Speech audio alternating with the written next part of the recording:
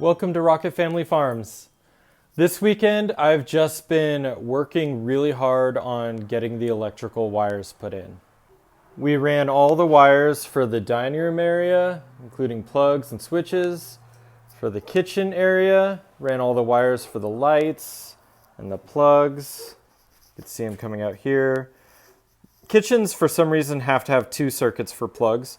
So that plug or receptacle and that receptacle are in one. That receptacle and that receptacle are on a second one. That I ran for the refrigerator, it's dedicated. That's for the microwave, it's dedicated. And dishwasher is dedicated. All of those have their own circuit breakers. And then the lights go up. Because of the beam, I didn't want to use a pancake to squish wires in, so I ended up using 2 lights above the sink. This is our sink. It's 3 holes or whatever it's called. I don't know, but it's pretty big. And we're going to take it off of that old countertop and clean it up really well and put it in, and I'm going to enjoy it.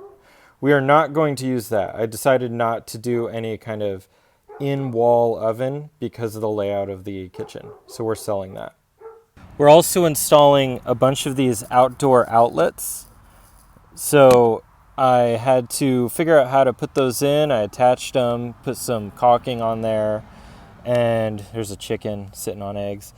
And I have 5 of them outside. 4 of them are regular plugs, and 1 of them is the RV plug. Outside our door, we have, this is going to be a regular plug, and this one is going to be the RV plug. I already have the wires stuffed in here for the RV plug, but I haven't actually installed any plugs at all.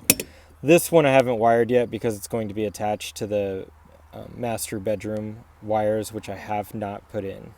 The breaker box is looking okay. I got most of these all in. I still have 3 on this side to go, and then this empty spot is for the well. That is going to be a chore in and of itself, and that happens closer to when we're going to turn the electricity on. This one is the master bathroom receptacles, which goes down to here. Then I have a master bedroom, which goes down to here, and then, or master bath.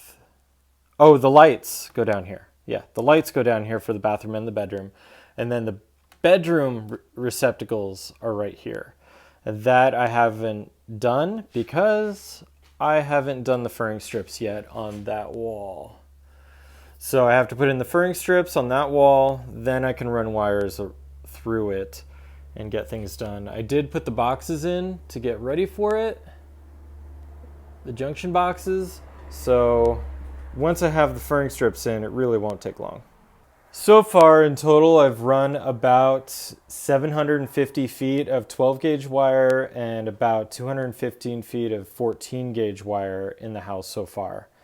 And probably 75 feet of 6 gauge wire and not too much 10 gauge. I thought I was going to be using a lot more 10 gauge, but I'm not. I'm going to actually have a lot left over that I'm going to sell.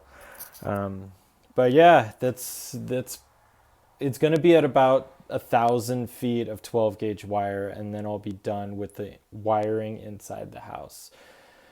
And then I can worry about the meter box because I have to replace the meter box, and I have to pull some of these wires down at the meter from the top to give me more room at the bottom because the new box is bigger than the old box, so I need more wire space. So that means I have to go up at the top of the pole, which I am not looking forward to. Kind of nervous about it. I want to stay as far away from the high voltage electricity as possible, but it is something that I have to do. I don't have a choice. And then the electricity is done.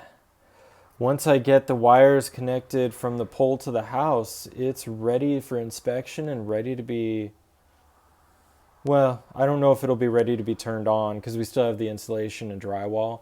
I want to put in the insulation and drywall before I start putting in receptacles and switches. And I'm not going to turn on the electricity to individual circuits until I have receptacles and switches in. So there's still quite a bit of work to do. But that means we're getting closer and closer to installation and drywall, which means looking more like a house and feeling more like a house. And I'm looking forward to that.